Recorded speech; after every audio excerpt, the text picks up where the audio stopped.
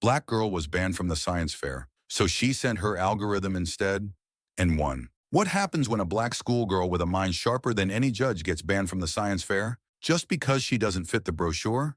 She sends her algorithm instead. What happened next forced the entire system to answer for itself. Science fairs are supposed to be temples of brilliance, shrines where kids walk in with glue sticks and curiosity and walk out with medals and the kind of pride that sits deep in your chest. At least that's the story they sell. But if you're a black girl with the mind of a software engineer and the face that doesn't quite match the donor brochures, you'd better know how to hold your breath and shrink your light, or they'll find a technicality to dim it for you. Leah Williams knew that. She'd known it ever since 6th grade, when her stats project got accidentally submitted under the name of a white boy named Trevor. He walked out with a shiny certificate and a photo in the school paper. She got a participation ribbon and a pat on the head, like a kid who almost remembered the multiplication table. From that day on, Leah didn't just carry her Chromebook in her backpack. She carried armor, patience, silence, and a razor-wire sense of humor sharp enough to cut glass. It wasn't just about being smart. It was about surviving being smart while black. Now she was here, sitting on the stone bench outside Thomas Edison High School, holding her poster tube like a shield and her USB drive like a loaded weapon. Her throat felt like sandpaper. It was science fair day, the day her algorithm was supposed to finally see daylight. But let's be clear, this wasn't your typical project with food dye or baking soda volcanoes. Leah's algorithm predicted type 2 diabetes using voice patterns. Yes, voice, timbre, pitch, breath rhythm. It analyzed it all and plotted risk probability with chilling precision. She trained the model herself, running datasets through an aging laptop while the fridge groaned like a ghost, and the upstairs neighbors hosted their nightly soap opera reenactments. 3 months of neural training, 6 weeks collecting voice samples from a local clinic where she mopped floors after school, 2 months of testing and refining. Her mentor, Mr. Henderson, a gray-bearded coding teacher who usually spoke in grunts, looked at her one day and said, "I haven't seen anything like this in 15 years. And coming from him, that was basically a parade. Then came the email. 2 days before the fair, dry, cold, no greeting, just a blunt, "Your project does not meet the technical requirements for this year's science exhibition." No explanation, no details, and crucially, no signature. Leah didn't cry. She didn't storm down to the office. Didn't even tell her mom. She just stared at the screen, took a breath, and muttered, "All right, then my code'll go without me. Let's see how they like that." That night in her room, the soft glow of her laptop spilled over her notebook-covered desk. She opened the chat window to AdaBot, her AI prototype. It had been designed to speak for nonverbal patients, autistic kids, stroke victims, trauma survivors. Tonight, it would speak for her. "Ada, you ready?" she typed. "Always ready, Leah," came the reply. She uploaded the final presentation, installed the vocal interface, connected a simple webcam with facial recognition, and set a timed auto-launch script. Her target, one of the exhibition laptops used for backup demonstrations. There was always some kid who bailed last minute. If not, she had quietly piggybacked AdaBot onto the school's shared drive 2 weeks ago. One click, and it would embed itself like a digital ghost. Then she waited. Morning came early. Leah was up by 6:30, not because she had to be, she wasn't going, but because her body knew something was going to break. She made coffee for her mom, who worked night shifts and was still asleep, then sat by the window, watching life pass. Dog walkers tugging leashes, garbage trucks belching through alleys, kids dragging book bags. At exactly 10:07 a.m., her phone buzzed. A message from AdaBot. Demo activated, engagement, 6 viewers. Question, who built this project? Processing. Leah let out a laugh. Soft, bitter, tired. At Thomas Edison High, chaos had already broken loose. At Station 17, which had been reserved for a project titled Color Reactions of Soap and Water, the screen now displayed a logo. AdaBot, a synthetic voice, firm, respectful, the kind you expect from a university lecturer, echoed through the exhibit hall. "Good morning. My name is AdaBot. I present a medical scientific model for early prediction of type 2 diabetes through vocal analytics. My creator is Leah Williams." Silence, then whispers. Some thought it was a sponsored exhibit. A couple of parents squinted at their maps. But the program schedule didn't list any AdaBot. The demo continued. It showed prediction models, voice graphs, data tables. At one point, it displayed a risk matrix with an accuracy score of 92.7%. In the corner, Professor Hawkins from MIT, who dropped by on a whim before a meeting with the local STEM board, tilted his head. "Run that again," he said. The bot did. "Perfectly." "This isn't copied," he said quietly. "This is original work, and it's brilliant." "Who's Leah Williams?" someone asked. No answer. Meanwhile, Mr. Jackson, the fair coordinator, known for his clipboard and caffeine addiction, was in full panic mode. He checked his roster, scanned his inbox, found the rejection email. No signature. Just does not meet technical standards. He remembered Leah. She'd submitted early. Perfect formatting, polite, quiet, and now his face was turning the color of weak tea. Outside, reporters had already begun gathering. The video of Adabot's voice intro was spreading like wildfire. Someone tweeted, "This girl didn't get a booth, so she sent her algorithm." It answered questions. Now MIT is listening. One of Leah's classmates posted, "Real justice is when your code talks louder than their silence." She walked through their firewall. Back home, Leah sat in her backyard chair, old, creaky, but familiar, staring at the sky. She didn't feel victorious. There was no Hollywood score playing behind her eyes. There was only release and something else. Anger. Not the burning kind, not even the sharp kind, the quiet kind, the kind that settles in your bones, the kind that recognizes the system didn't glitch. It worked exactly how it was designed, to filter, to deflect, to delay. Always a rule, a protocol, an exception ready to explain away your exclusion. But this time, she had written something that couldn't be ignored. Her voice converted into logic, her defiance delivered as data, her presence smuggled in through lines of code. She didn't break in, she logged in, and made sure everyone was watching. Leah wasn't expecting company. Usually, when people decide to erase you, they do it the quiet way. No doorbells, no polite phone calls. No, "we need to talk" intros. Just silence. The kind that seeps under your skin and tells you you've been made invisible again. But this time was different. Standing at her front door, blinking into the early morning sun like he'd just crawled out of a hole, was Mr. Jackson, the school's science fair coordinator. The kind of man who always looked like he was trying to disappear behind a stack of clipboards. A man whose face rarely lifted from paperwork, as if avoiding eye contact with children meant avoiding accountability. Today, though, his face was flushed the shade of someone who'd underestimated both the son and the student he'd tried to sideline. He looked like he hadn't slept, or like he wished he could reverse time by just standing very still. "Ms. Williams," he stammered, voice cracking with forced calm, we've run into a bit of a situation." Leah didn't move, didn't blink, just stood there, back straight, arms crossed, her presence a full sentence in itself. "Wi-Fi acting up again?" she asked coolly. Jackson swallowed hard. It's about your project. It went live, and it's, attracting attention." She raised an eyebrow. "Oh, really? Let me guess. The algorithm violated the dress code?" He shifted on his feet, uncomfortable in the way people get when their carefully controlled world is starting to fracture. "This is an unusual case," he admitted. "The judges, well, they didn't know how to assess it without your physical presence." "Funny," Leah said, her tone sharp as a cracked window pane, "because I don't remember the technical guidelines saying attendance was mandatory. Did they change that overnight? Or is this one of those hidden policies that only activate when the skin tone hits a certain threshold?" His eye twitched. She wasn't done. "Because if memory serves, Ellie, the same Ellie who couldn't show up yesterday because of her sore throat, gave her whole presentation over Zoom. Nobody flagged that." Jackson sighed, defeated, and reached into his folder for a printed sheet of paper. He handed it to her like it was a peace offering, or a trap, or maybe both. "We're offering you a formal invitation to return," he said.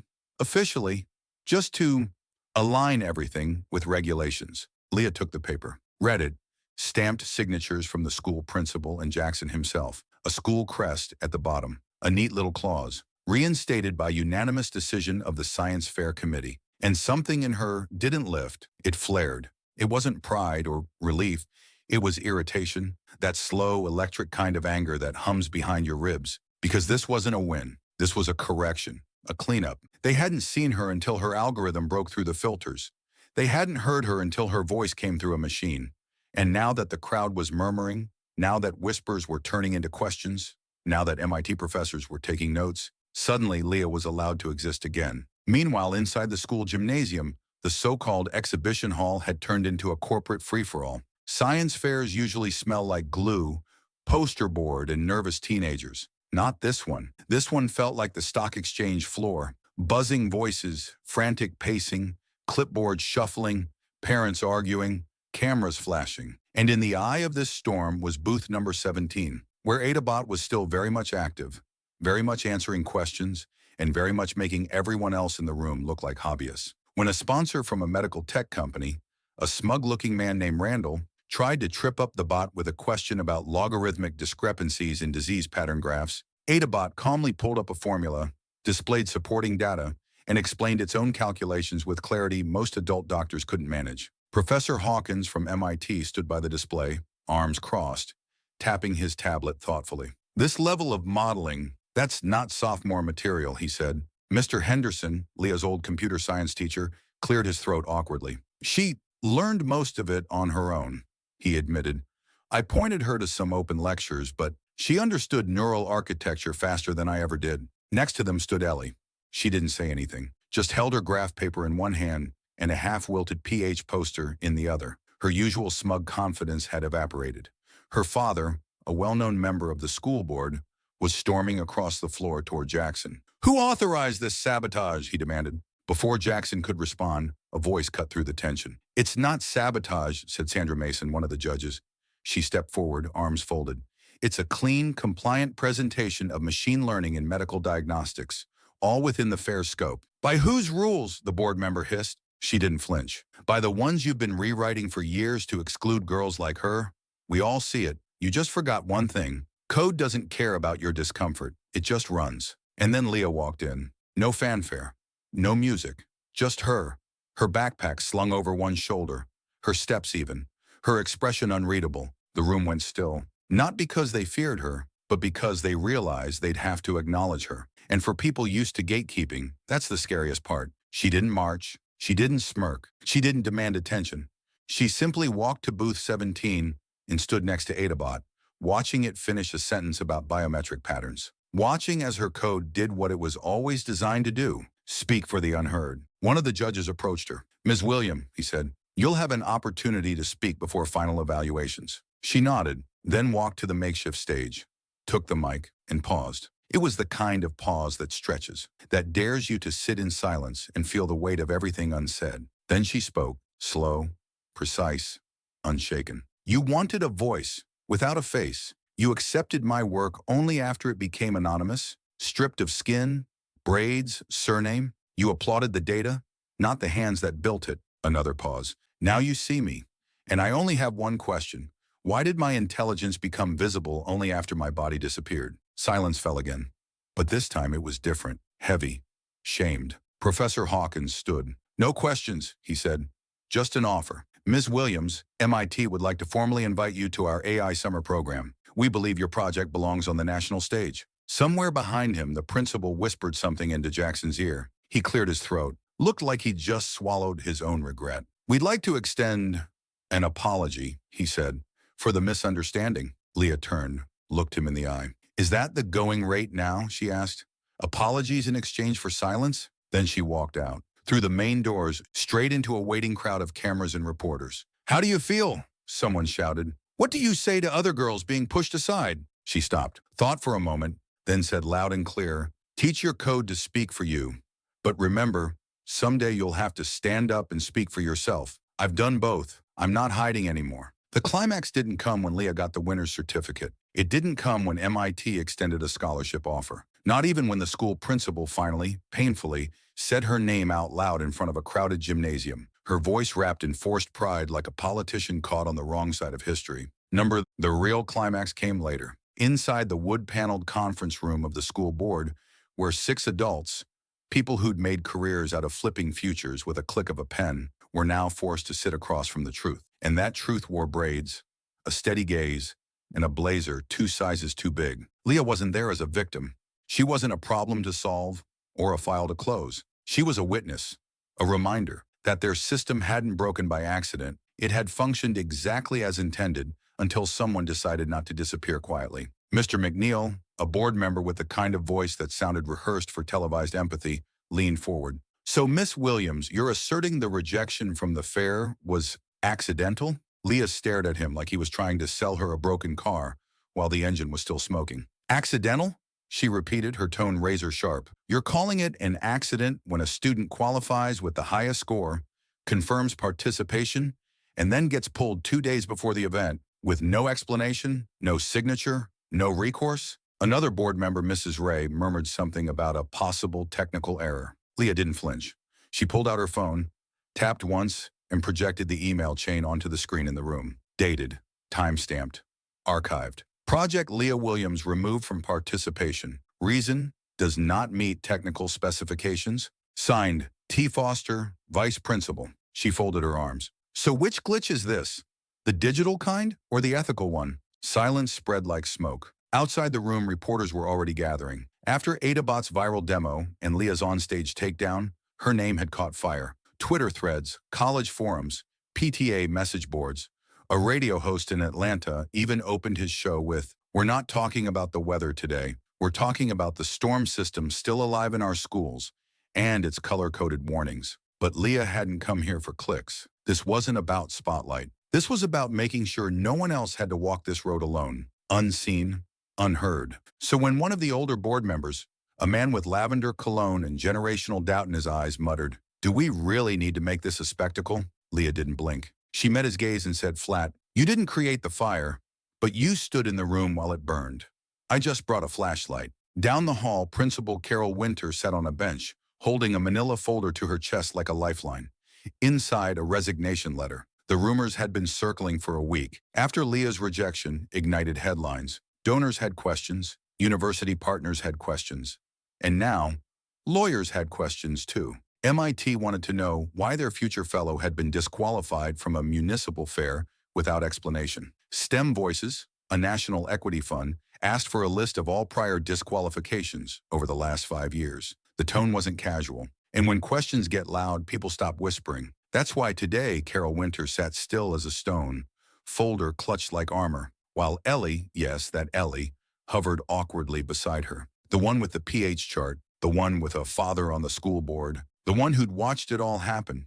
After a long silence, Ellie spoke. "I thought we were doing the right thing." Winter looked at her. "We," she repeated, then sighed. "Honey, you didn't do anything. That's the problem." 2 days later, Leah stood on stage in a packed MIT auditorium, not as a student, not as a guest, but as a keynote speaker. The event? A lecture titled, "Justice in Systems Built to Exclude." She wore a secondhand gray blazer and sneakers covered in hand-painted quotes. One read, "I am not your diversity quota."